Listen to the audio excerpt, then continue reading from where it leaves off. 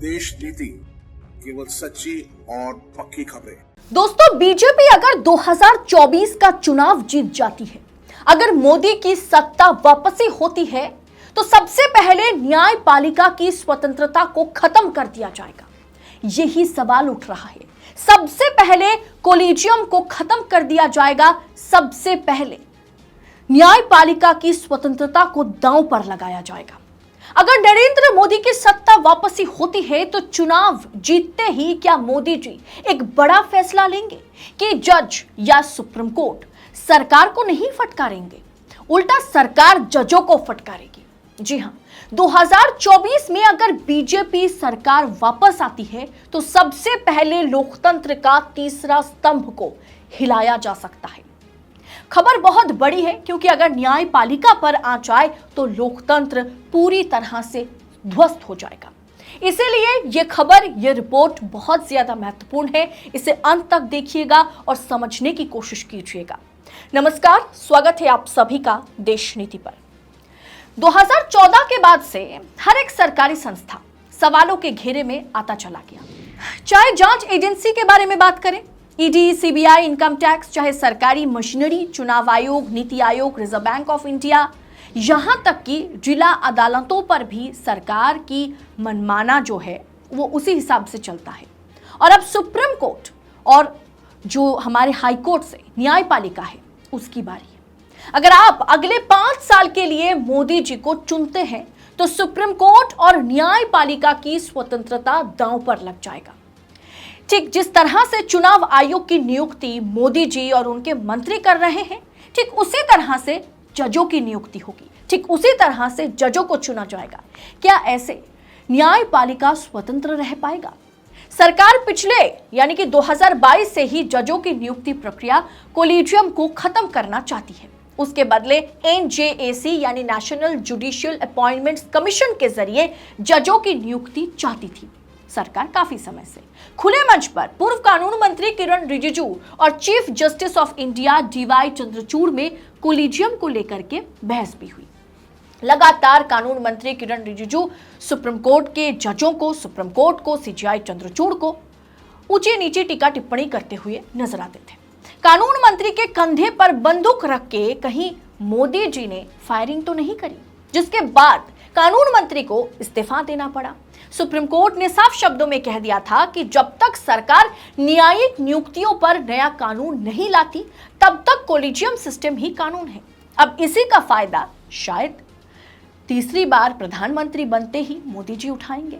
Supreme court ने कहा कि सरकार को न्यायिक नियुक्तियों पर नया कानून लाने से कोई नहीं रोक सकता, ये बात सच है। लेकिन अब तक कोलिजियम प्रणाली और उसकी प्रक्रिया जो है, एमओपी जो है, वो अंतिम फैसला है, उसके आगे कोई बातचीत नहीं करेगा। तो वही सरकार जो है वो NJAC national judicial appointments commission के जरिए जजों की नियुक्ति चाहती है, क्योंकि इसके जरिए जजों की नियुक्ति सरकार के हाथ में होगी।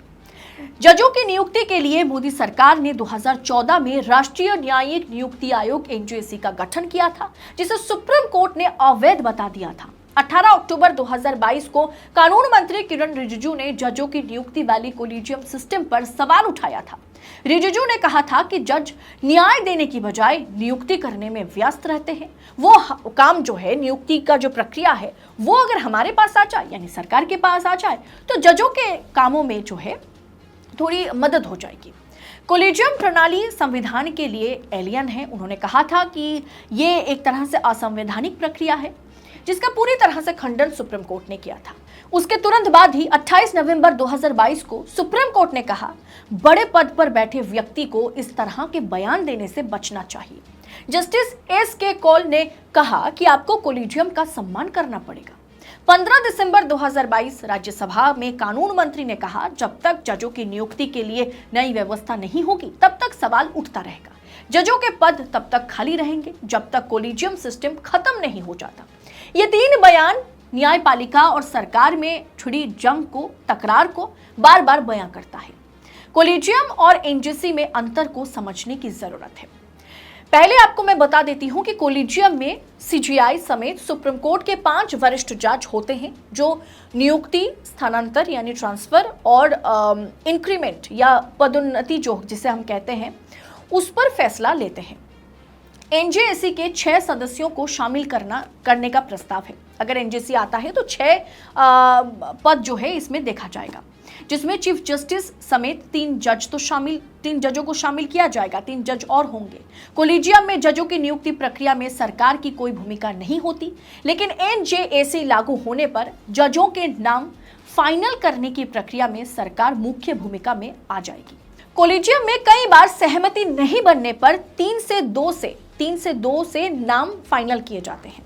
एनजेएसी चीफ जस्टिस को ही वोट देने का अधिकार नहीं देगा, यानी एनजेएसी के तहत चीफ जस्टिस ऑफ इंडिया उस पैनल पर मौजूद तो होंगे, 6 सदस्य में से एक सदस्य तो बने रहेंगे, लेकिन उन्हें वोट करने का कोई अधिकार नहीं होगा। यानी जिस तरह से चीफ इलेक्शन कमिश्नर और इलेक्शन कमिश्नर्स की नियुक्ति पैनल से चीफ जस्टिस को हटाया गया कानून ला करके, वही काम अब कोलिजियम के लिए भी सरकार करना चाह रही है काफी समय से। लेकिन यहां से सीजीआई को हटाया नहीं जाएगा, क्योंकि कानूनी प्रक्रिया है और जजों की नियुक्ति है। चीफ जस्टिस ऑफ इंडिया को रखा तो जाएगा, लेकिन उन्हें कोई काम करने नहीं दिया जाएगा। 2024 का चुनाव अगर भाजपा जीतती है तभी ऐसा संभव है, यानी न्यायपालिका को भी हाईजैक करने की कोशिश चुनाव खत्म होने के बाद, जैसे ही 4 जून को नतीजे आ जाएंगे, उस समय अगर भारतीय जनता पार्टी बहुमत के साथ सरकार बनाती है तो जरूर न्यायपालिका जो है खतरे में आ जाएगा। इस बात में कोई दो राय नहीं है, एक्सपर्ट्स यही दावा कर रहे हैं। अब आप बताइए, अगर जजों को सरकार नियुक्त करेगी तो क्या जज रूलिंग पार्टी के खिलाफ फैसला दे पाएंगे? क्या सरकार को फटकार लगा पाएंगे? उल्टा तो सरकार उस हिसाब से सुप्रीम कोर्ट के जजों को फटकार लगाएगी अगर थोड़ा इधर उधर हो जाए कुछ। 2024 में अगर मोदी जी जीतते हैं तो ऐसा होगा। लेकिन सबसे बड़ी बात, इसीलिए जनता को समझने की जरूरत है कि जब आप इस उंगली का इस्तेमाल करने जा रहे हैं, एक दफा का तो चुनाव हो चुका है, अगले दफा में अगर आप वोट करने जाएंगे, अगर आप इस उंगली का इस्तेमाल करेंगे तो जरूर सोचिएगा कि तीसरी बार के लिए अगर प्रधानमंत्री नरेंद्र मोदी बनते हैं, भाजपा की अगर सत्ता वापसी होती है, तो क्या ये संस्थान जो है, जो न्यायपालिका है, ये जो बिल्डिंग आपके सामने है, क्या ये स्वतंत्र रह पाएगा और या नहीं? इसके बारे में सोचकर जरूर वोट कीजिएगा। फिलहाल इस वीडियो में इतना ही।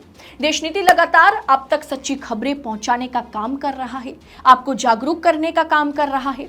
ऐसे में हमें आपकी सहयोगिता की, आपकी मदद की सबसे ज्यादा जरूरत है, क्योंकि आपके सपोर्ट के ऊपर कुछ भी हमारे लिए मायने नहीं रखता।